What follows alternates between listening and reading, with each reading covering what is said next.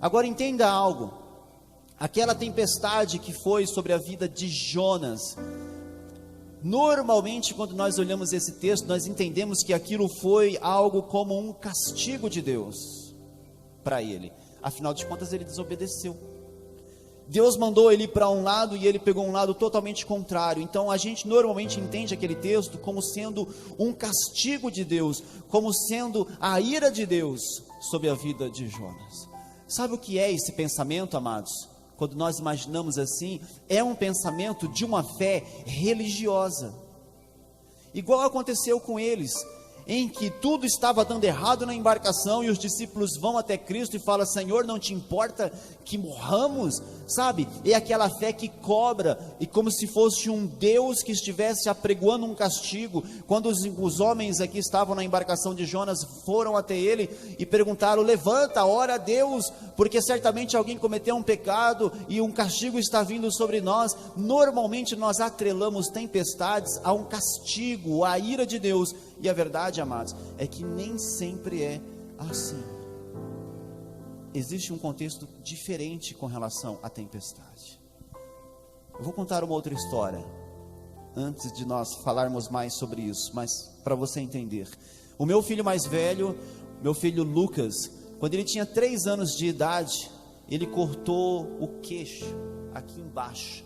Ele tem 4 pontos aqui, ó.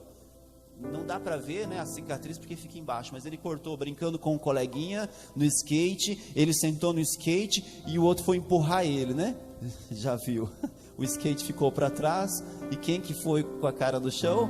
Pois é, bateu o queixo aqui no chão e fez um rasgo assim, ó, que a Fê se desesperou. E eu sempre muito tranquilo, fui lá, olhei, vi o tamanho do corte, eu vi que era grave, peguei ele do colo, colocamos no carro, fomos correndo para o hospital. Aí, ótimo, chegamos lá, amados. Olha, tente imaginar a cena do meu filho de 3 anos, olhando para mim, olhando nos meus olhos, deitadinho naquela maca, com a camisa ensanguentada e o sangue jorrando ainda. E o médico ali do lado, preparando os instrumentos para poder dar os pontos, e a enfermeira preparando a anestesia, e ele olhando todo aquele cenário. Imagine o tamanho dessa tempestade para o meu filho. Imagine o trauma, imagine as coisas terríveis que estavam na cabeça dele naquele momento. E sabe de uma coisa? Ele olhava para mim, para os meus olhos assim, e ele falava: Pai, não deixa eles fazerem isso comigo. Amados, foi tão forte que dá vontade de chorar até hoje quando eu vejo aquela cena. E ele clamava, ele dizia: Pai, não deixa eles fazer isso. Pai, me leva para casa. Pai, me leva embora. E o que eu fiz?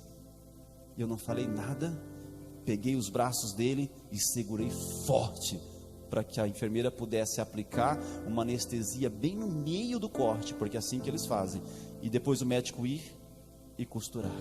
E meu filho olhava para mim e falava: Pai, eu não acredito. Pai, me leva para casa, pai. E eu não fiz nada. E por que eu não fiz nada?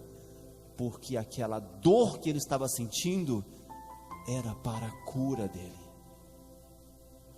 Talvez você esteja hoje orando a Deus por muito tempo, clamando ao Senhor por muito tempo, e você não tem resposta.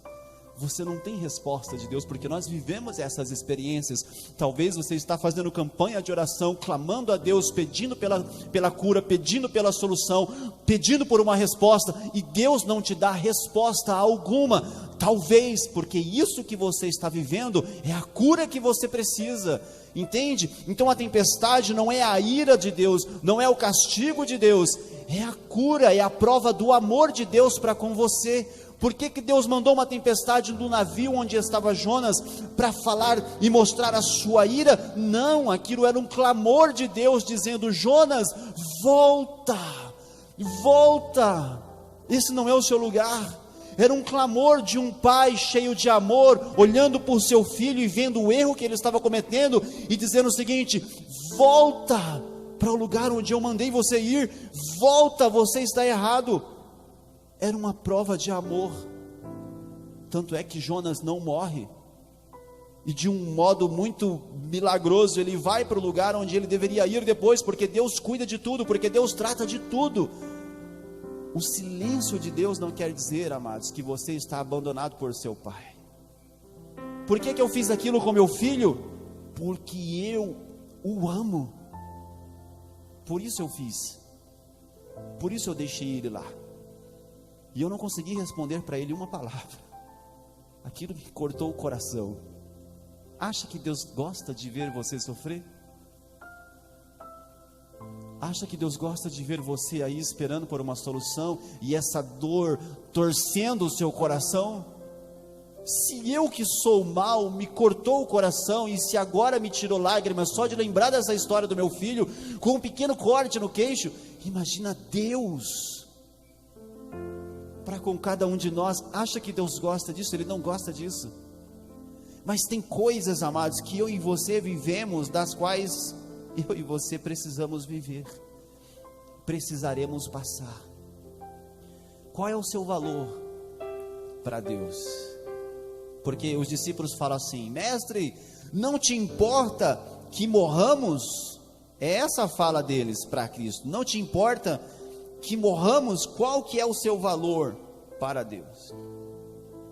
Imagine um homem de negócio, um homem muito bom de negociação. Ele paga por algo mais do que o que esse algo vale? Não, correto? Porque se ele é bom de negociação, ele não vai pagar por algo mais do que o que esse algo vale. Deus pagou por você o preço que você vale.